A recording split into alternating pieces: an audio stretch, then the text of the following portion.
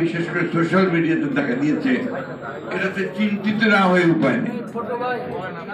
যাই হোক, বাংলাটা বিশেষ করে সোশ্যাল মিডিয়াতে দেখা দিয়েছে, এটাতে চিন্তিত না হয়ে উপায় নেই। যাই হোক, বাংলাদেশের সংবাদ মাধ্যমের স্বাধীনতার বিষয়টা কোনো নতুন নয়। আমরা যারা বাংলাদেশের স্বাধীনতার পক্ষে কাজ করেছি সেই 60-এর দশক থেকে, তখন থেকে এই বিষয়টাকে সবচেয়ে সামনে এসেছে এবং পাক শাসকদের, পাকিস্তান শাসকদের বিরুদ্ধে সেই সময়ও আমরা কথা বলেছি, আন্দোলন করেছি, কাজ করেছি।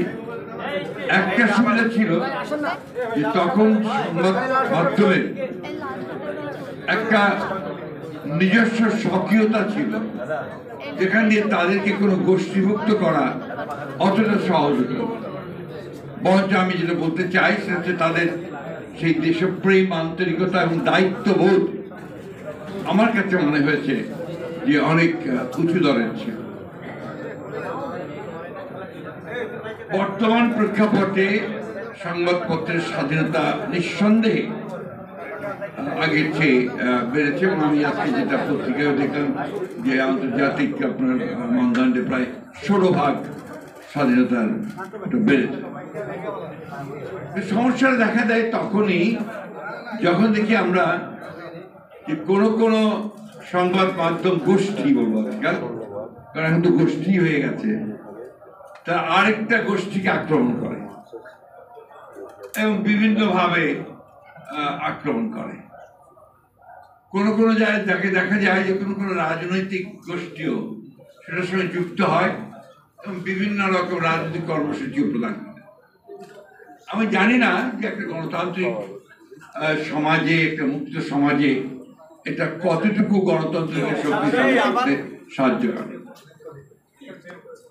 আমরা তো পুরনো মানুষ, আমরা গণতন্ত্র বলতে বুঝি যে সকল মানুষের কথা বলার স্বাধীনতা, তার ভোট দেওয়ার স্বাধীনতা, সে নিজে একটা চিন্তায় বিশ্বাস করে সেটার স্বাধীনতা, একই সঙ্গে অন্যের যে চিন্তা করার স্বাধীনতা সেটাকেও সে সমানভাবে মর্যাদা দেয় এবং সহনশীল থাকে। আমরা বুঝি যে সংবাদপত্রের স্বাধীনতা, সংবাদপত্র যা বলতে চাইবে, মাধ্যম যা বলতে চাইবে সেটাকে গ্রহণ করা বা পছন্দ না হলে সেটা সম্পর্কে কথা বলা সব ঠিক আছে, কিন্তু সেই সংবাদ প্রতিষ্ঠানকে উড়িয়ে দেওয়া, তার প্রতি আপনার মব জাস্টিস প্রয়োগ করার চেষ্টা করা, এগুলোকে অবশ্য আমরা আমাদের সেই পুরনো মানুষেরা আমরা গণতন্ত্রের মানদণ্ড হিসেবে দেখতে পারি না। আমাদের কাছে 1971 সালের স্বাধীনতা যুদ্ধ একটা বিশাল ব্যাপার, ওটাকে কেন্দ্র করে আবর্তিত হয় আমাদের চিন্তা। এই জন্যে যে আমরা সেটার জন্য লড়াই করেছি, যুদ্ধ করেছি, প্রাণ দিয়েছি, দীর্ঘ 9টা মাস আপনার অবিশ্বাস্য রকমের কষ্টর মধ্যে দিয়ে পার করেছি। তো সেই জায়গাটাতে আমরা কিন্তু কোনো আপোষ করতে চাই না। এটাকে অনেকে পছন্দ করতে পারেন, নাও করতে পারেন, তাতে কিন্তু আমি ব্যক্তিগত এবং আমরা এটাকে কিছু মনে করি না, কারণ দ্যাট ইজ মাই বেসিস, ওটাই আমার মূল ভিত্তি।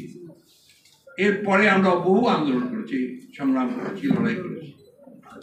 আর বিএনপি হিসাবে আমি একটা কথা খুব জোর দিয়ে বলতে চাই যে আমার দলই তো প্রথম যারা সংবাদপত্রের স্বাধীনতাকে ওপেন করেছিল 1975 সালে। তার আগে একদলীয় শাসন ব্যবস্থা বাকশাল হয়েছিল, সব সংবাদপত্র বন্ধ করে দেওয়া হয়েছিল।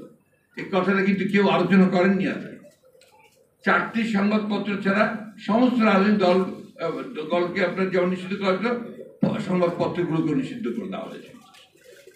বিএনপি প্রেসিডেন্ট জিয়া রহমান সাহেব যখন দায়িত্বে আসলেন, তিনি কিন্তু সংবাদ মাধ্যমগুলোকে চালু করেছেন, স্বাধীনতা দিয়েছেন।